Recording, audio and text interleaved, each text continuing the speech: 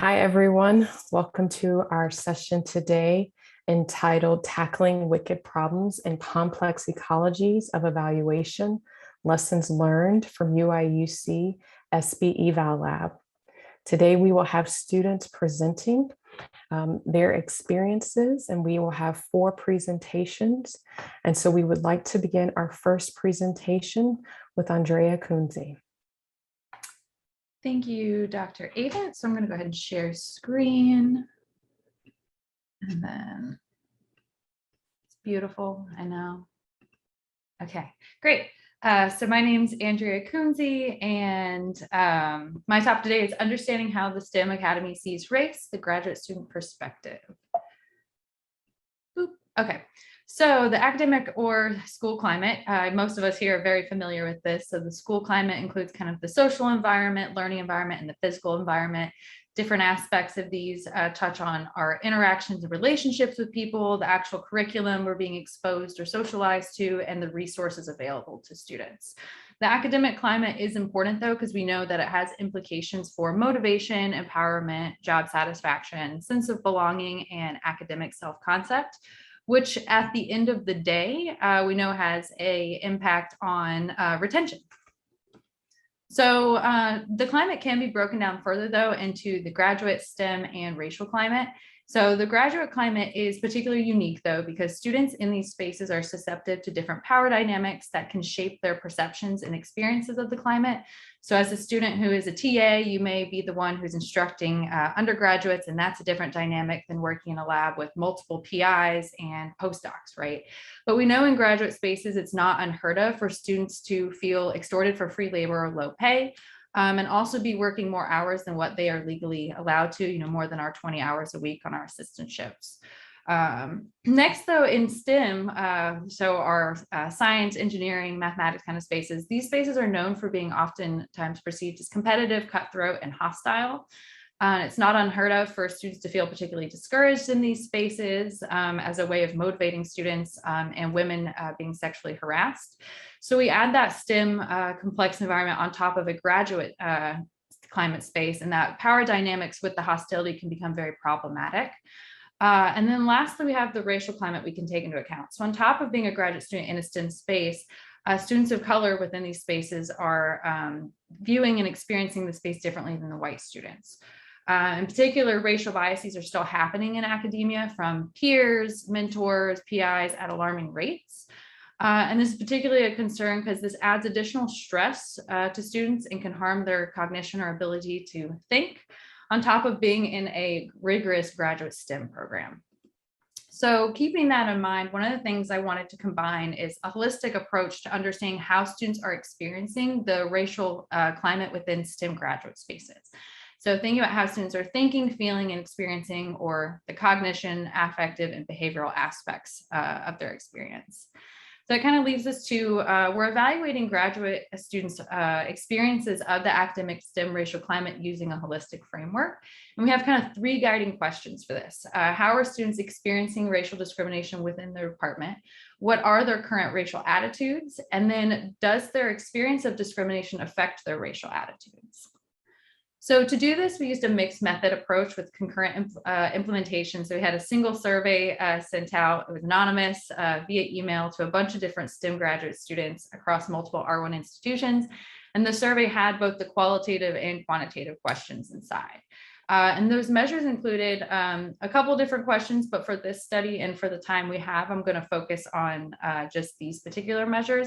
So the open-ended question of what is the most recent time students have experienced or witnessed racial discrimination in their department? And then 2 Likert scales to assess the racial attitudes. The top one being perceptions of the racial climate within their department, and the second one being their individual colorblind attitudes. So our participants were all graduate students. They were diverse, both racially and in terms of what programs they were involved in and in terms of their career intentions. I do want to highlight, though, that a good portion of our students are interested in going into academia and becoming faculty. And so the fact that as I talk a little bit more about the data and students are experiencing racial microaggressions and bias in their departments at alarming rates, This may have some may affect students' career intentions when going into academia. So in terms of data analysis, I did two approaches, engaging in a qualitative approach, doing thematic analysis on their responses to that open-ended question. So going sentence by sentence and pulling out multiple codes. Some initial codes that emerged involved around students feeling about a lack of power, the interactions being unintentional, or people not being aware they're happening. And the codes were finally categorized into two main categories, single versus multiple persons. So was the interaction with bias in the department happening with just them, or there multiple people involved? And then when the interaction happened, did they experience it or witness it themselves? In terms of the quantitative data, I just did a simple creating the different subscales, checked the reliability and normality, and it was fine. We did some simple descriptive statistics and then engaged in some inferential statistics to determine whether these experiences actually affect their racial attitudes. So looking at kind of our first question and the data responses to that open-ended question of how they've experienced discrimination within their academic department, you can see that about a third of students have experienced discrimination themselves, a quarter of those being single person interaction. So it's just them and their advisor, or them and another student. An example of that is racist jokes being told within the department by their faculty member. And then in some cases, there are multiple people involved. And so multiple students are telling the student something that feels discriminating. And then the other way that students have seen discrimination in the department is just witnessing it. So maybe they haven't experienced it themselves. And in these cases, oftentimes when people are witnessing discrimination, they've noticed that multiple people are involved in these cases. So for example, one department mentioned that they kind of require their Chinese students to speak all English, and that makes students feel uncomfortable. And then lastly, about a quarter of students have not witnessed it with any kind of discrimination within their department or experienced it, but I do want to highlight that they acknowledge that they've been fortunate. So students are still acknowledging that they know this is a problem maybe across other departments or programs, but not necessarily for them personally. Next is the kind of quantitative data. So what are the students' racial attitudes? And the top half here is the school climate scale. And the ones highlighted in blue are really focused more on quality of like individual interactions. So that social environment aspect of our school climate. And you'll notice for the most part, students are having pretty good experiences individually with their peers and faculty and staff. But the second half here that's highlighted in green, this is more about the learning environment and what kind of, how is the curriculum being exposed to students, and how are we socializing people as norms? And you'll notice that these are a lot lower, kind of suggesting that our school climate in terms of that learning environment space is a little more problematic. Next, we have our colorblind attitudes, which is kind of an average here, but I want to highlight that the white students tend to be more colorblind than students of color. And then also worth noting up here in our school climate scale is that Black students compared to Hispanic, multiracial, and white students were less likely to report equal status in their department. Also, I wanted to highlight that even though this wasn't a part of our study necessarily, a student reached out in the individual comments and commented on these particular scales and mentioned, they said, I felt like a lot of these questions about the racial climate did not apply to my degree of studying. And so I said no, but I would have wished for a does not apply option. This was an Asian woman in an engineering PhD program. And what that kind of talking about here is these more of these socialization questions. The student didn't feel like that it was necessary for race to be talked about in the curriculum, because this is an engineering program. It's a graduate space. We're here to talk about science, and we're scientists. And so I just thought that was kind of interesting and worth noting. Next is our kind of quantitative data is, did the experience with racial discrimination in the department affect students' racial attitudes? And I ran ANOVAs on all of those scales, and 2 of them turned it out to be significant, particularly the colorblind socialization and support for positive interaction. And so if we think back to our social climate scale, these red circles that I added kind of map these different scales onto our school climate. So when it comes to colorblind socialization, what the students are highlighting is that with experience with discrimination, they're more likely to notice that our environment is telling students, oh, race doesn't matter here, your culture doesn't matter here, even though it in their face is still happening. And that's problematic for our social environment and our curriculum. Next is the support for positive interaction. So if you've had more discrimination within your department or can acknowledge that you've had experiences, you're less likely to think that you have support systems in your department. And that comes down to our social environment and resources. What kind of mentors and social support is available to students, and are we having positive relationships with those people? So kind of what are our lessons learned from this? So we know that white and non-white students experience the STEM racial climate differently. Prior literature has shown that, and our study here is kind of reiterating that, particularly around equal status of treatment in the department. So Black students are having faculty and staff interact with them or behave differently, and that's concerning. Then next we have the colorblind attitudes and beliefs. So white students tend to be more colorblind than students of color or multiracial students. And that comes down to the cognition and affect aspect. So when it comes to our experiences of race, white students are thinking and feeling differently about these topics in their department than their counterparts. Next is negative experiences, regardless of race, harms perceptions of the climate. I want to highlight that ANOVA is doing the prediction of whether your experience with witnessing or experiencing discrimination in your department yourself harms your perception. It didn't matter if students were white or non-white, Hispanic, multiracial. At the end of the day, witnessing these things did change your perception of the department, particularly around the socialization and quality with other races. So this is how we're acting and feeling towards people. Also, our beliefs about equality and fairness among the student body. So how we think about treating other people. Next is the academic STEM graduate programs do kind of include a null or hidden racial curriculum. Particularly, we're socializing students into an academic professionalism that is not acknowledging other cultures. So the idea that the Chinese students have to only speak English because that we're in America and that's how we do academia here. And that's a behavioral problem right there. And then lastly is there's a bit of a cognitive dissonance. So like I highlighted that quote with the Asian engineering woman. There are people are experiencing racism, but there's still an endorsement of an acultural curriculum or environment. Like they see it, but it still doesn't matter here because we're scientists kind of thing. And this is acknowledging that there's a bit of an internalized beliefs around acultural STEM curriculum. So we need to start thinking about how we can change cognition or the way people think about culture in academic STEM spaces. But with this, we do have some wicked problems. So what emerged from some of our qualitative analysis is that the term American or having American values is language being used by white people to indirectly discriminate under the veil of academic professionalism. So how can we help redefine and shape academic professionalism towards a more culturally responsive and relevant perspective? I know this is a problem given much of people who publish are from European perspectives or our high impact journals are English only. So that is part of the problem that we need to think about. Next is some students and programs have internalized the perception that STEM is acultural or culture is irrelevant to the learning of STEM.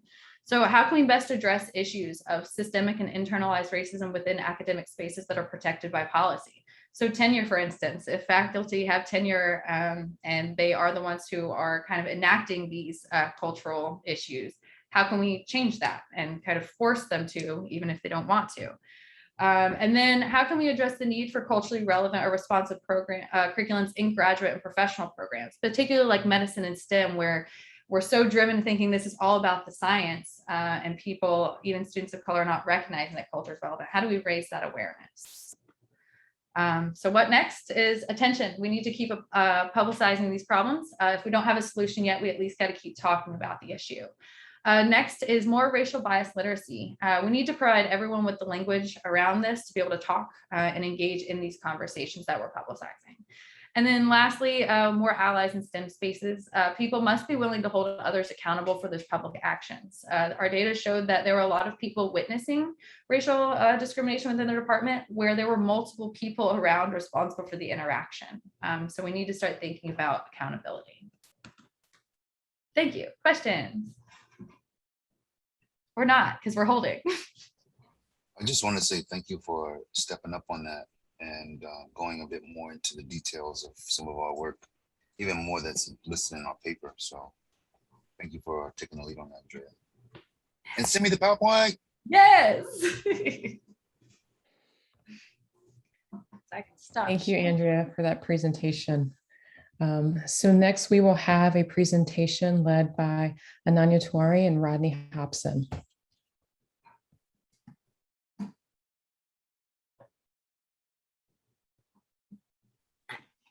Yeah. Hi, everyone. So we will be discussing, I'm just placing the video on my screen because it's okay. So we'll be talking about a project, factors driving sustainable intergenerational BP programs or broadening participation programs in STEM. And this has been an NSF project from 2018 to 2021. And so we'll be discussing the progress and outcomes of this project. So Rodney is going to start us off, just sort of laying out the background and the objectives of the project. Yeah, just tell me what I need to do here. I think, you know, now that it's a comfortable group of us, I won't, and I think we're all familiar except for one person. I'll just say that this work just ended. Our no cost extension of a third year just ended, and we were very happy and pleased with getting it in on time. Actually, it was a 2-year eager, and we had these modest goals initially. And part of what I think we did initially in this grant was try to focus it, even though we had a slightly different set of processes and audience. What became clear at some of our meetings with our PO is you could essentially write this and do this the way you want by focusing on populations of need that are in a pipeline. And so we shifted this work to focus primarily on the alumni of GEDI, the Graduate Education Diversity Internship of American Evaluation Association, and particularly those people who have STEM interests, but also the alumni effort. And so you will hear us speak about the GEDI program in one deliberate way. We had an overarching question that drove this work. It was what factors drive the successful development of sustainable intergenerational evaluation pipeline and pathway mechanisms to promote broadening participation in STEM. And so through that, we indicated that we would recruit, we would retain, we would essentially recruit because we were also involved in the GEDI, and I'm the outgoing program director, and then Ananya was also working in a program and research capacity. We built this program to focus on the GEDI alumni. I'll say that again, while we were running the GEDI program. So we were recruiting cohorts of students each of these years. And so we did 18, 19, 19, 20, and 20 and 21. And actually we added a third year on a no cost extension to assist. And so we recruited, I say 30, I think with 30 GEDI total during those periods, but we actually identified some that would be particularly working at NSF. And so it was the NSF money that allowed us to facilitate them in an NSF space. If you know the GEDI, you know predoctoral students are placed everywhere. They're placed all over the country at foundations and government and nonprofits. And here we were able to open up a space within the National Science Foundation where we've had for the last 3 or 4 years, really blending in GEDI in that space. And so we were going to mentor and provide the usual professional development of conferences and workshops and webinars. But also one important thing was, and it's going to come out in this work that will feature, is the facilitation of a study and development of an evaluation community of practice, but through a literature review that we developed as well. Next slide, please. We had an advisory board of key players, NIH, University of Illinois. Notice there's 1, 2, 3 of them that have University of Illinois. They're alumni. I mean, they're faculty and alumni, former faculty and alumni. That's green. Hall is a former University of Illinois student. Aisha Boyce is a former University of Illinois student. NIH folk and planning and evaluation, and Francis Lorenz, who works at the intersection of STEM and evaluation. Slide, please. And we had a timeline. I'm not going to go through it all, but we had meetings and experts and so forth, and really just getting ready for the post extension year. Yeah.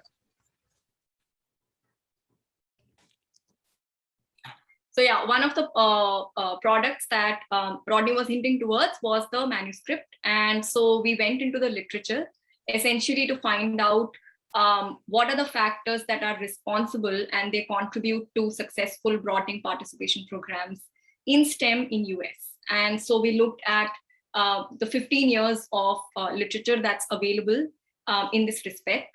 And I am just trying to concise it in one slide here with respect to frequent themes that have emerged from that analysis. One thing was that at an individual level, at the level of underrepresented minority scholar, it was very important for them to feel that they belonged in the STEM community and they had a professional STEM identity. And these were contributing factors for them to go through graduate school and finish it successfully. The second aspect is more programmatic aspect. And so another thing that we found out was that if programs really want to reach out to URMs and want to recruit them into STEM areas, community colleges and vocational schools are the sites where engagements should happen. And so that was a very concrete recommendation that we were finding in the literature so far. The third one is, again, both individual and programmatic, which is that mentorship was one aspect that was coming up again and again. And this is also a theme that came up in the GEDI survey that I'll talk about in a bit, where scholars said that it was essentially someone guiding them and mentoring them that made it possible for them to finish graduate school or continue sticking to STEM in their study years.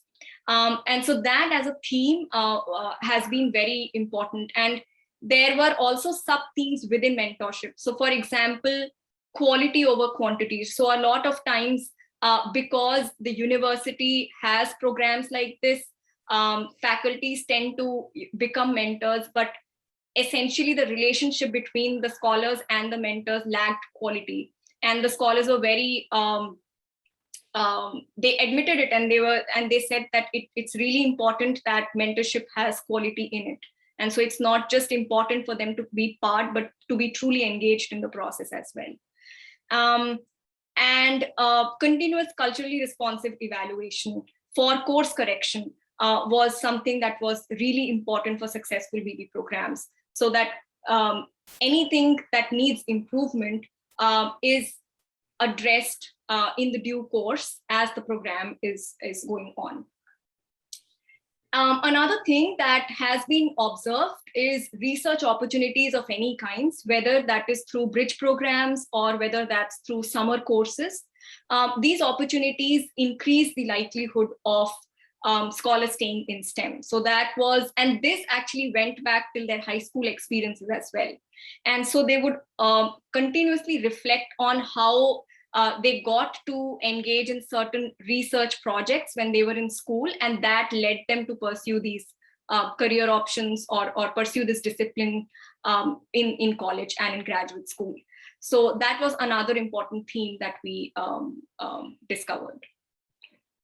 Now, moving ahead, we also conducted a survey with the GEDI alum.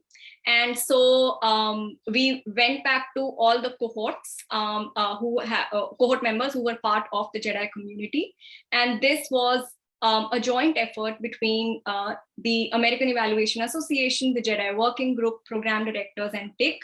And the purpose was essentially to collect demographic information and field engagement, but also ask them to reflect back on their Jedi experiences. So a total of 112 alums were contacted, and 64% at least partially filled the survey.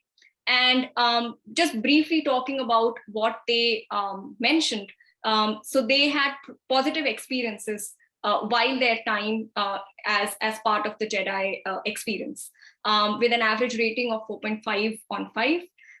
But they continue to have a desire to keep engaging in that process.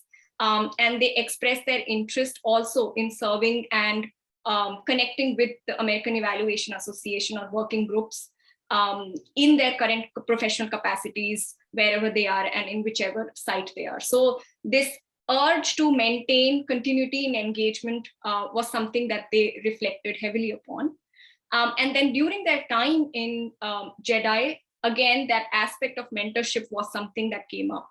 So they did say that there were skills that were very helpful for them to get as emerging evaluators, but at the same time, it was really the mentorship of the leadership of Jedi that made a difference. Just sort of aligning and furthering this interest, we also had a Jedi Summit. This took place in 2019 in Chicago. And basically, the objective was to understand what leverage points exist between the Jedi and external agencies, what more can we do, and what products can come out of the Jedi alum community that exists in different sites now. So participants, there were discussions and they reflected on how they could write and develop NSF mini grants to address underrepresented communities in the STEM field. And also they reflected on ways relating to pipelines and pathways to STEM field to support Jedi alum who could continue in the STEM field, leveraging the already existing alum networks that are based in sites like NSF, NIH, and so on. We also interviewed 4 scholars who were placed in the NSF sites during their Jedi timeline. And we wanted to learn from them what their learnings have been and how that experience of working with NSF as a Jedi scholar changed their career plans and how it would affect their future plans going forward. And some of the things that are written here in like boxes over here were the themes that they talked about repeatedly, which is again effective mentors. So getting in touch with NSF folks and understanding how different kinds of evaluations take place, how certain decisions are made. Those are very important understanding for them. And also their own mentoring by NSF people, as well as access to network. So that was one more thing that was pretty important for them. The other thing that they said that they learned a lot from was working on real evaluation projects. And so it was also the applied aspect of the engagement that was truly beneficial for them, because it also led them to develop tangible skills as they emerge as evaluators in the discipline. In terms of work style, there were certain scholars who felt that a structured work style that NSF offered to them was very useful for them. That's how they work. And then there were also scholars who said that, hey, we like flexible work style, and that's what we got in NSF. So that kind of worked for them. So there was a mix of both structured and flexible work style that they got to experience at the NSF site. This is the list of products as that has come out of this work. And this is, of course, the manuscript, but also presentations of different sorts and in different conferences. So with that, we go to the last slides because there are still questions we continue to ask. And yeah, I'd like to ask Rodney if you'd like to come in at this point. Yeah, absolutely. We have more questions, but we're not going to take away from the next speaker. We continue to think about what does it mean to design effective pipelines in BP and for BP. We have the GEDI model that's been going for 18 years since its 18th cohort that continues to attempt to liberate and emancipate scholars in ways that sometimes they don't get in their own classroom work. And then how do we continue to leverage the alumni? One of the great things about programs like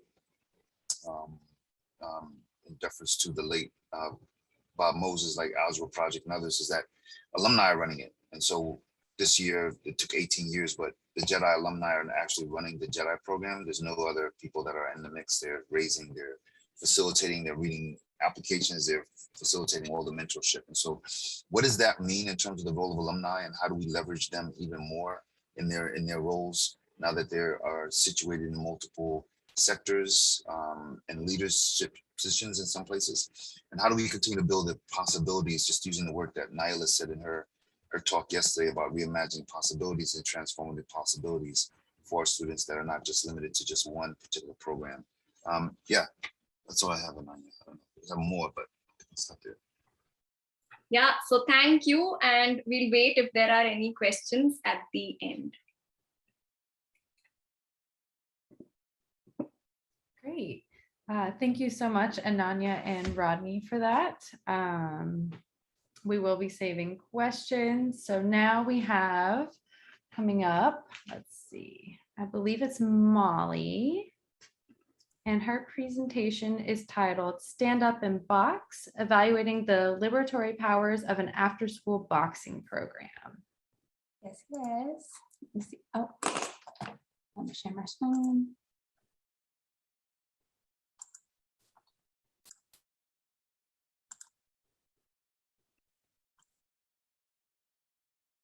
Okay. Yes, so today I'll be sharing my dissertation work where I'm exploring using evaluation as a form of reciprocity. So I want to start off with a quote that I think really situates the work, the program, as well as the founder.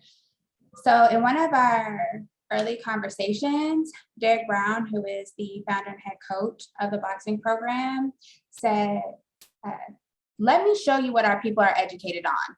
So the system can stay the same and corrupted. Like, really, that is education. It's, referring to the boxing program, about getting these young men from pouring in this jail system. I gotta stop that flow. And they go in there willingly. We systematically corrupted and destructing. So again, Derek expressed these sentiments during one of our early conversations about why he started Boxing Out Negativity, which is an anti-violence youth boxing program on the west side of Chicago. And I'll talk more about that later. Derek, who is a self-proclaimed former high-ranking member of the Vice Lord Street Gang, which is a neighborhood street gang that was founded in this community, but has since branched out into other areas. And now he is a community activist that has denounced that. So he stated that one of the main goals of his boxing program is to help youth beat the system while instilling in them the importance of taking care of not only themselves, but those that are destroying themselves due to systematic oppression. And so within this, he purposefully, and in his words, is like talking about poor white folks as well. So yeah, these sentiments provide a brief insight into Derek's critique of the American education system as an institution that functions as a means to continually reproduce the corrupt status quo and thus white supremacy and anti-Blackness. And this really goes along with quite a bit of research and stuff that I do talk about in my dissertation, but I'm not going to talk about here because of time. And his quote also shows his dedication to the fight against the systematic destruction of communities by serving youth and placing himself in like this program as a buffer between them and these effects of the relationship between the education system and the criminal justice system. So with that being said, these aren't necessarily my research questions, but these are the driving questions is how I think about them of all of my research, right? So there are these overarching questions. I'm really interested in where do Black youth go to matter and heal in a society that sees them as criminals, underachievers, who deserve abuse, neglect, and ultimately prison and death, right? Or at the very least, it's excused, right? And then what is happening in these spaces and what can we learn from them? So in thinking about the Gordon lecture yesterday, and that strength-based, right? And reimagining what society could look like, this is definitely where a lot of my research and passions also lie. So with that being said, just a little bit more about where I'm coming from and how I came to this work. So over the years, mainly due to some of my personal experiences, as well as speaking with others and reading some studies that talk about similar things from maybe from different perspectives, but definitely studies that look at boxing in relation to incarceration and the carceral state and things of that nature. So because of those things, I began to view boxing as a potential home place, which I'll talk about soon, for Black youth that are living at this intersection of racial and class oppression, right? Along with that, I think it's important to state that, so I'm also an activist, right? And that definitely shows up in my research, right? So pictures just depict protesting at Ferguson and speaking in front of one of the Illinois legislative body committees about bail reform. So with that being said, like the study is my attempt, is an attempt to provide some answers for the questions I talked about earlier, as well as merging my two passions of boxing and decarceration by expanding on and building on some of the work by Lacan that looks at the relationship between the function of boxing and the expansion of the carceral and welfare state. Thus, the purpose of the study is to explore the potential of a youth boxing program to serve as a home place, which is a site of liberation and resistance for Black youth, their families, and a larger community. So, although I'm not necessarily going to dive a lot into the literature topics due to time, I do want to provide a way of, or I do want to provide the way in which I'm thinking about what a home place is, right? So in Love's 2019 work about abolitionist teaching, right, she talks about the need to abolish schooling, right, in favor of education, right? And she draws on Bell Hook's Home Place in order to reimagine schools as a safe space for Black youth, where white power and the damages done by it are healed by loving Blackness and restoring dignity, right? And this is really in line with some of the ways that Lacan talks about the boxing gym, where he suggests that the boxing gym operates as a shield against the dangers and temptations of the street economy and provides a space for members to create a glorified self, one far above the placement, their placement in everyday life, right? So as a University of Chicago student, graduate student, Lacan actually came to boxing as a means to enter into the community and do his work. And he fell in love with this word and really started looking at it from these perspectives, right? All right.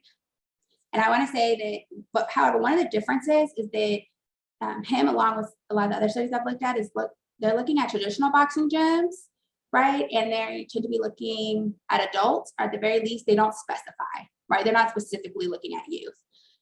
Whereas the program I'm working with is a nonprofit where boxing is really used as a hook to kind of get you into the program. So even though they are getting something out of doing boxing, there's other things that are happening, and they're very mission and values focused around, and a lot of this stuff has to do with empowerment and social responsibility, right? So there's definitely the civic education that's going along with, or that they're getting as they're learning how to box, right? So I talked a little bit about how the research around kind of what a home place is and boxing in these traditional gym spaces is similar, but now I want to really place the site and how, and really drive some of those things home. So one of the things that really make up a home place is the program leadership is from the community, right? Here, the founder and head coach is from the community and he still resides there. The youth choose to come into the space voluntarily, right? So it's not compulsory like traditional schools.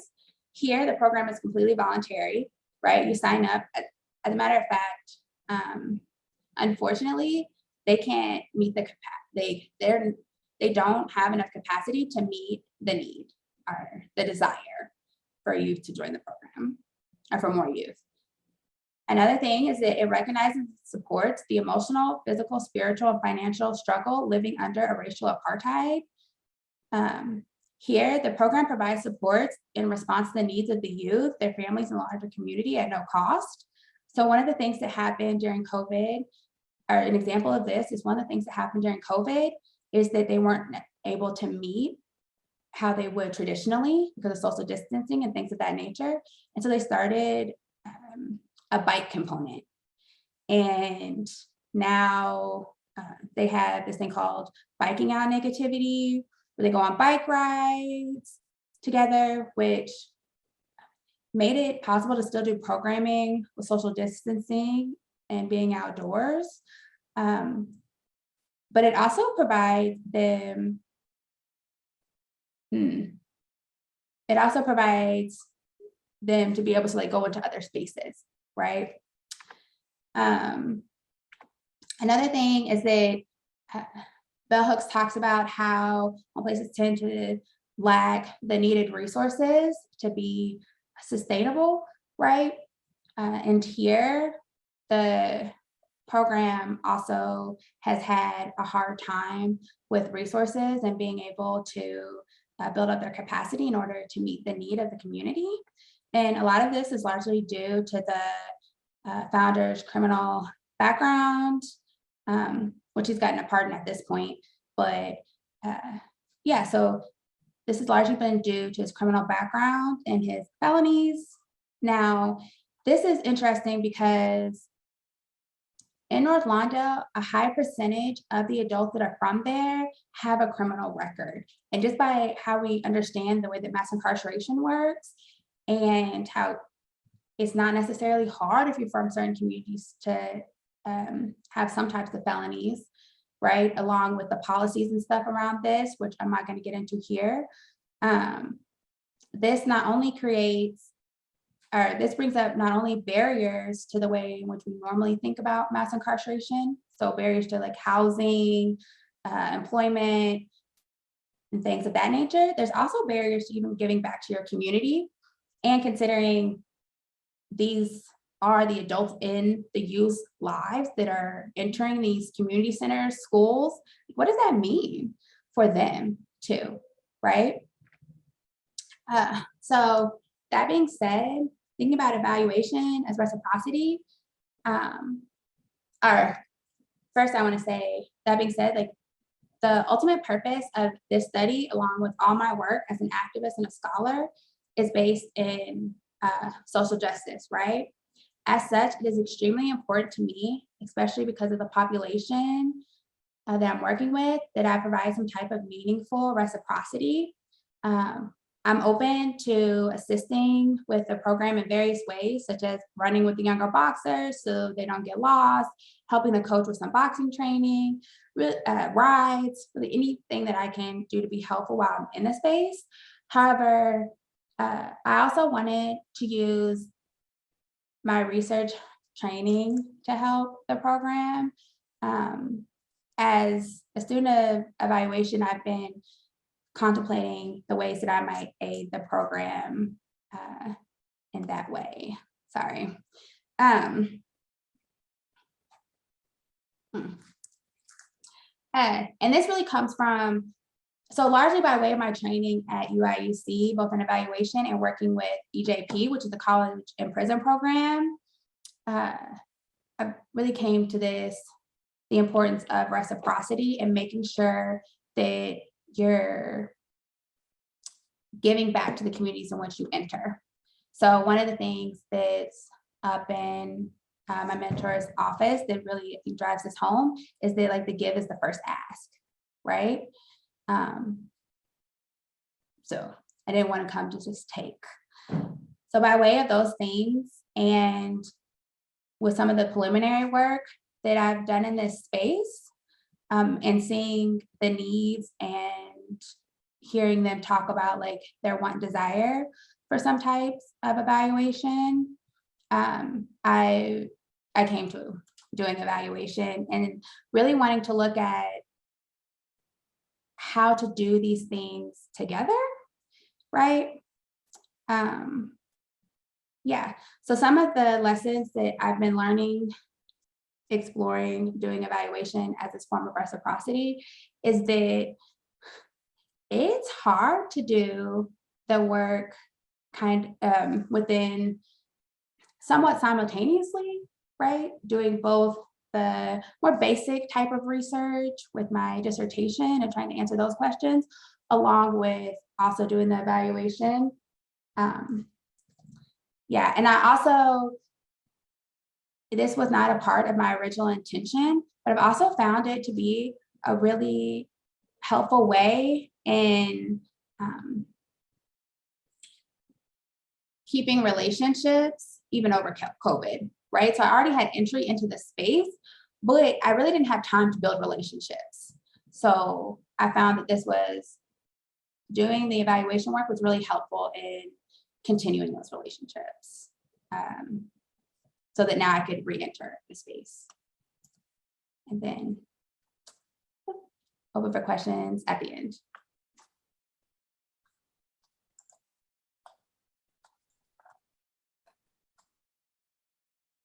Okay, great. Thank you, Molly, for that. So what we'll be doing now is moving on to our last but not least presentation, which I believe is Katie, who will be presenting on doing science, evaluating the impact of a physics laboratory course reform. Thanks, Andrea. Share my screen. Great. So as Andrea said, I'm going to be presenting on an evaluation of a physics laboratory course reform. I'll start with a description of the program and lab itself, an overview of our evaluation, the impacts of COVID-19 on this evaluation, our key evaluation questions, the design and data collection, as well as highlight a few findings and some of the lessons I learned about the actual practice of evaluation in this.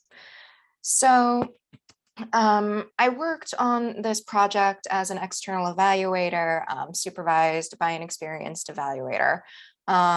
It is an NSF-funded project for a physics education research, or PER group, at a large Midwestern university. They're transitioning 4 introductory undergraduate physics labs to a new format that's based on the EvaLab device pictured here. It's a physics laboratory multi-tool. It's microcomputer based, wireless, and costs about as much as a textbook to rent or buy. The reason that they were reforming this lab is that there's evidence that traditional introductory physics labs do not impact performance on exams. And the purpose of these traditional labs was really to help students learn physics concepts that were covered in the lecture by walking them through exercises step by step with a lab manual while they fill in some kind of worksheet. The new reformed lab, the goal of it is really intended to give students an opportunity to practice experimental design and problem solving in a physics context. So in the lab, students design a mini experiment or exercise around a specific physics problem or prompt, and then collect data and write a lab report. There are 4 courses involved in this reform. There are 2 sequences of 2 courses each. One is algebra based and taken primarily by life science majors and has about 300 students per course per semester. The other sequence is calculus based and is taken primarily by physics and engineering majors. It has about 1,000 students per semester per course. As of spring 2020, which is when we conducted this evaluation, only 3 out of the 4 courses had transitioned to use the EvaLab format. So for a typical lab session, before this lab, students would complete a pre-lab assignment graded for completion, where they get to practice and use the EvaLab device functions that they might need for the lab. At the start of the lab itself, a graduate teaching assistant or TA will review the pre-lab and the lab activity. Then during the bulk of the lab, students work in small groups to address the activity they've been given. They design a method, implement data collection, and then write a lab report to turn in at the end of lab. TAs are supported by 1 or 2 undergraduate learning assistants or LAs to answer questions and help groups problem solve throughout the activity. So I was part of a 2-person evaluation team led by an experienced evaluator. And for this evaluation, we really wanted to focus on qualitative data about student experience using one-on-one interview and lab observations. This was because the PER group had already collected a fair bit of quantitative data related to understanding of lab content, scores on the lab practical and attitudinal data, for instance. And we thought that this would provide an additional perspective and some additional data that they wouldn't necessarily collect on their own. So our timeline for this evaluation was that we planned and designed it during fall 2019, and then collected and analyzed data during spring 2020 and turned in our report during summer 2020. So of course, during spring 2020, COVID-19 pandemic started, and that had numerous impacts on our evaluation. We could only do observations in the first half of the semester, and students only completed 5 out of the 8 scheduled labs before in-person classes were canceled. We also had some pretty extreme difficulty recruiting interview participants. These interviews were conducted remotely, and all interviews took place after the end of lab sessions. So students were relying on recent memory rather than something that they were being involved in ongoing. And in terms of our evaluation, we really shifted our focus and narrowed it down by simplifying our evaluation questions and emphasized description. So our key evaluation questions were: how do students characterize and describe their experiences of the new laboratory format? And how do students describe the utilization of the EvaLab device and its impact on their learning? For design and data collection, as I said, we used observation and interview. The observations were primarily to let us see what a lab looked like in action and inform our interviews, as well as provide a descriptive account. During the interviews, we really wanted to hear from students about their own experiences and perceptions, and those were about 35 to 60-minute semi-structured interviews. All of the data was analyzed descriptively and thematically. We had 4 interview participants, 4 women, 7 men. The students in the algebra-based courses were all life science majors or planning to go to medical school. And those in the calculus-based courses were engineering or physics majors, which is very typical. So the first thing that we learned is that the students really liked the EvaLab. A student said, "One thing I really like is the EvaLab itself. The system is really well set up and reading and using the graphs is super easy. That is probably the best material item that we have in physics."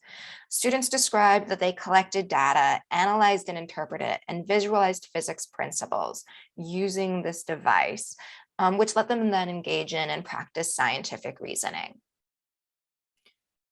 Students also told us about what they thought the lab was supposed to do, or what the purpose was. One student said, "I think the point of the labs was less so to understand the physics concepts and more so to get the feel of a lab experience, right? Of like, how do I answer this problem? How do I design an experiment to answer this?"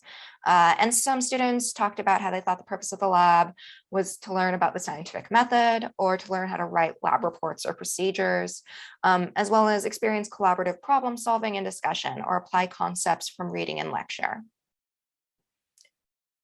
We also talked with students a lot about working in these groups, and they recognized how important the groups were to their work in the lab. A student said, "It's a highly collaborative environment because if you and your team members don't agree on how the work should be distributed at the beginning of the lab, it's going to be a mess for the rest of it." Students mostly reported positive experiences, and some of them knew their group members in advance, others didn't. While TAs encouraged students to change groups frequently throughout the semester, many students reported that they didn't change groups. And students did also report that mostly they felt group members contributed fairly and equally, regardless of group size, which was really interesting because this ran somewhat counter to what we actually saw during our observations, which is that we observed that groups of 2 to 3 appeared to work really, really well together. All of the members appeared to be engaged and contributed throughout the lab. We also observed a common or typical way of working together and dividing work. That was typically seen throughout our observations. What we did see is that with groups of 4 or more, there was at least one member who did not participate as much as the others. And it didn't appear that this was because they were goofing off or personally disengaged, or that their group was intentionally ignoring or excluding them. It seemed much more like there was a common or intuitive division of labor that just did not support 4 or more members. And so we reported both what we saw in the observations in this, as well as what students told us, and suggested further investigation into this matter of group size and if there's an optimal one. And then finally, in terms of findings, we saw that students expressed having different needs based on what kind of sequence they were in. Calculus students expressed a desire for more challenging labs. The student here saying that he didn't dislike it, but he would have preferred if it was a little bit more challenging. And this is a reflection of, in some ways, the intentional design of the labs, which start much more simply and become progressively more challenging over the semester. And the calculus students also expressed that they weren't entirely satisfied with the pre-labs. As the students said, sometimes the pre-lab was useful. I think initially it was useful to first learn how to use the EvaLab, but after a while it did just become busy work. It would just be something I have to get out of the way. And this was really different than actually what the algebra students told us, which is that they had no issue with the challenge level, and they found the pre-labs to be really helpful throughout the semester. So I'm going to dive right into the lessons that I learned about evaluation practice and the actual work conducting an evaluation. And the first is around adapting to a changing situation, in this case, COVID-19. And so, of course, as everybody was impacted by the pandemic, I already described some of the disruption that happened due to COVID-19. And the biggest part of it for our evaluation was that we really narrowed the focus. We had initially intended to explore sense of belonging and STEM confidence, and if this lab had any impact on that for students, especially underrepresented minority students, as well as investigate and learn more about the experience of LAs and TAs, as this is a relatively unique lab setup, and learning about how they work together, what kind of support they have. And we simply weren't able to do that, in part due to some of the extreme difficulty that we had recruiting participants. And through all this, really emphasized the need for reflexive consideration of these changes and what that impact is on the work of the evaluation itself. In this case, we really relied on technology for our adaptations, and we asked ourselves, what people or groups are maybe excluded from this then? And so we recognized that there might be students who didn't have a private place to participate in this interview, or didn't necessarily have a very stable internet connection. And given the restrictions due to health and safety, we weren't necessarily able to address that in any way, but we definitely thought about it. And the other part that this really brought home was that it's not just about thinking about it. It's also important to communicate what these impacts are to various stakeholders, as well as in the report. The second point, which I've seen in many presentations, is this really emphasized the importance of relationships and building these relationships on respect and openness to learn. I am not a physics educator. It's been a long time since I've taken a physics course, and I was able to get an insider perspective and really in-depth knowledge on what they were doing through conversation and semi-structured interview with the program PIs and one of the graduate students who was really key in developing their curriculum. And through this, I learned what's important to them and why, what do they already know and how, and that it's not just about building these with, somebody who's designed a program or implemented it, it's also building it with other stakeholders. So that is all I have for today. Thank you very much. I'll hand it back to Andrea and Cherie.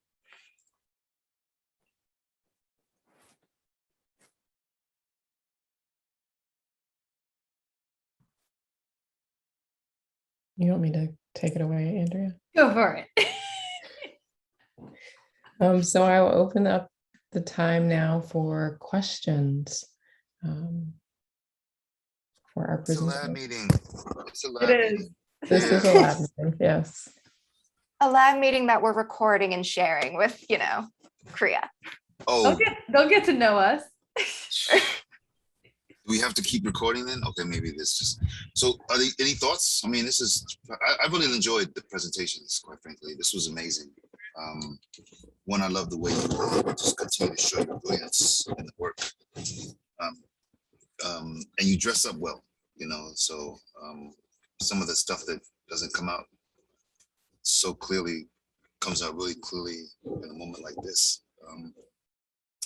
So I'll just start there and then yield the floor to others. Melissa, you're quiet. Love to hear from you. Manuel, you're here. Our host is here. Maybe some words there as well, please. Yeah, so I'll share a little bit since I'm sort of get to be an audience member as well today. So I am a PhD student, brand new, still bright-eyed and bushy-tailed in the Department of Education, Organization, Policy, and Leadership. And so my question really is just centered around, how did you find yourself doing this work? And what sort of advice do you have for a first semester PhD student? I can start. So I actually started in the Queries Division of Educational Psychology here in measurement at University of Illinois. And at the end of my first year, I was realizing that a lot of the questions I was asking were much more evaluative than they were necessarily measurement questions. And so I, started taking some evaluation coursework with Rodney the next semester and sort of sidled my way into evaluation. And so I think, getting started and exploring this, probably, the first thing is starting to make some other connections, is I think a lot, not all, but a number of colleges of education may have somebody who's doing evaluation.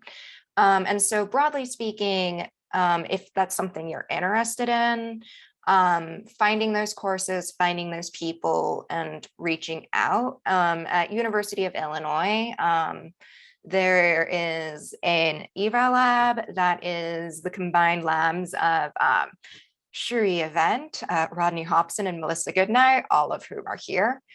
And while I am specifically studying evaluation, many of the students in the EvaLab here actually aren't specifically studying evaluation. They're not necessarily in Queries, which is the division that really houses some of our evaluation. We have people in EPSY, we have people from other areas of educational psychology, and making some connections there. I believe you're at U of I. If you want, you can shoot me a note if you're interested. And I can invite you to one of our lab meetings if this is something that you'd like to find out more about. But I will let other people take it away now too. Yeah, so I just have two things that come to mind. One is find something that you love and that you're passionate about. And that really comes from, so I think you said you're in education policy, organization, and leadership, that I'm in the same department. But so my journey, I've done research on quite a few different things. I came into grad school wanting to do quantitative stuff and look at the achievement gap. I did some charter school stuff, right? And all this was, again, in name of like trying to aid the communities that I care about the most. But the thing is, I didn't really care. Like, not that it was hard to get that passionate about that work, right? It's not what I loved and enjoyed doing, right? And then I found this boxing stuff and I genuinely enjoy it. So bringing myself into it, right? So yes, find something that you love, and then also,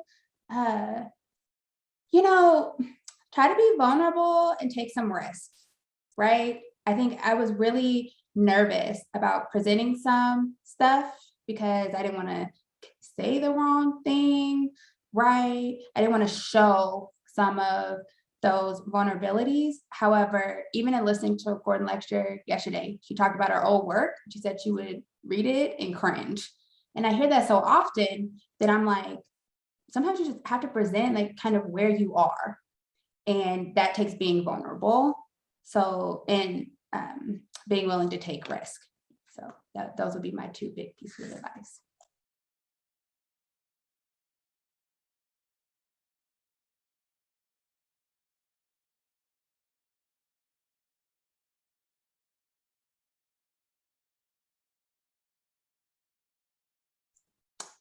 Also, sorry, I'll say don't let the process discourage you, right?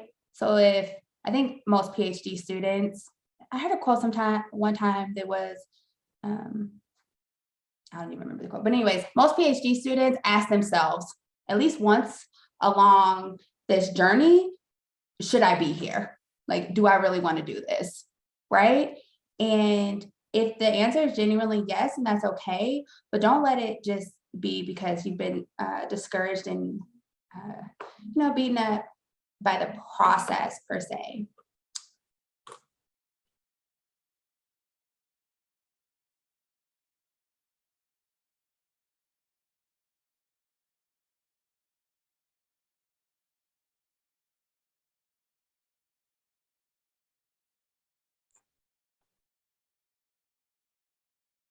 Does that help, or do you have more questions, or others want to jump in? Because we don't have much time, and we should probably just keep going.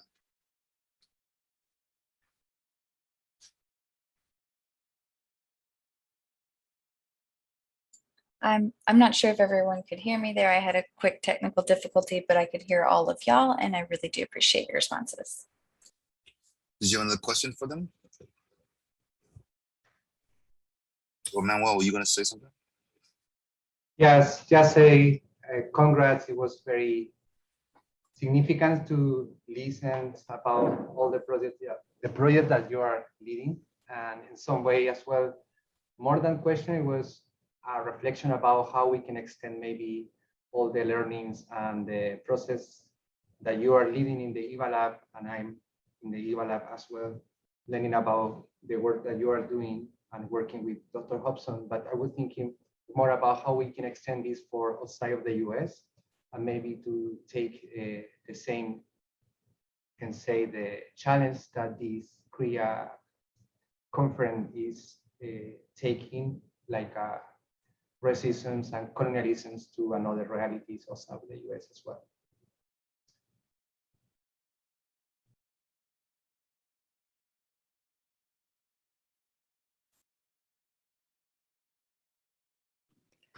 Molly, I had a question for you. So this is the first opportunity I've had to see your research presented, and that was really nice. I was wondering, because you were talking about reciprocity in your evaluation work, what questions that the community that you're working with have about the program or about the work that you think you might help them pursue through your evaluation? Thank you for that. So I actually think it's interesting because the reciprocity more with like my dissertation work, and so I'm thinking about it more along those lines than reciprocity necessarily in the evaluation. right? And this week I've been hearing a lot about the importance of reciprocity and evaluation. But I think one of the things that makes this different is kind of unique to do evaluation in this place, or at least it seems unique in the sense that I'm not necessarily internal per se, because I'm just entering into this space still for the purpose of, well, largely for the purpose of doing research. So it's definitely not necessarily internal in that sense, but it's not like an external type thing, and even doing that work.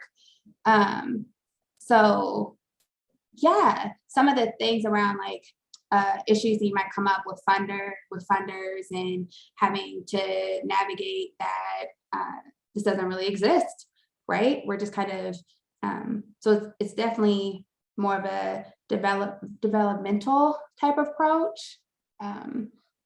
Yeah, we're just getting to explore these things through conversations. And it came about because there was a lot of issues with getting resources like money, space. Even whenever I met them, it was winter, and they were in a building that didn't have any heat, and they're in Chicago, and the building was offered to them, right? But all this is happening as there's a principal who's even quoted in the paper saying that she wants to do work with him, and she feels like this is what the kids need.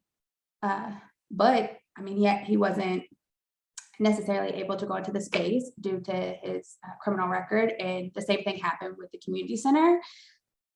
As a matter of fact, they were able to end up going into the space. It's just they couldn't hire him as the coach. They hired somebody else as the coach and paid that person, but he did all the work. So that's not necessarily a loophole, right? If anything, that's like even more problematic. And then they almost got kicked out of that space because the guy just wasn't showing up, getting paid to be there, and he just wasn't coming. And so I wanted to like try to figure out, well, how can we get access to more of these resources? Like, how can we tell this story of what's happening here? Because it's so beautiful, and that are in a way that we can also help them get more resources to be sustainable. And because yeah, I've been doing it for 10 plus years for free, along with having a full-time job and a family. It's hard.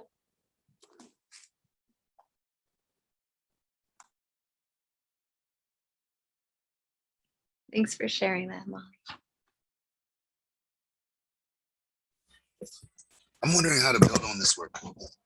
How do we build the synergies of our work and some findings that might be useful? I mean,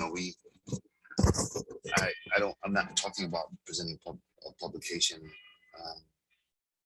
but I'm just wondering about building the synergies of this very dynamic and interesting work that we have coming out of one particular space that has implications for a larger space. So that's one of my questions, and that'll be noodling my ideas for a while. The second one is, so what? Like, sometimes in funded grants, what happens is the work is done. You're presenting on something like that happened last year, and the work sits. So I'm wondering if there are some pivots and ways that it's deepening your own understanding of your work as you delve into this work. I don't know if it's just the question for those on external funded as well as those who are doing dissertations. Like, how are you able to blend and to utilize which you're learning in the lab space as peers that might project and serve your work even more? Yeah, I think that's where I am. I'm these are regular questions, as well as, are we ready to go for AEA? So I'm thinking about the next thing. Anyway, thanks for this. It's brilliant. In relation to the first question, I was thinking, so in looking at some of the wicked problems and complex ecologies, I'm wondering if even some type of like trying to create some type of visual that kind of maps all these projects and like how they work together, even if it's more at like kind of this conceptual level, right? And then I think that having that might help, like it'll create this thing where we're processing some of these thoughts, and it'll help us move further in that direction.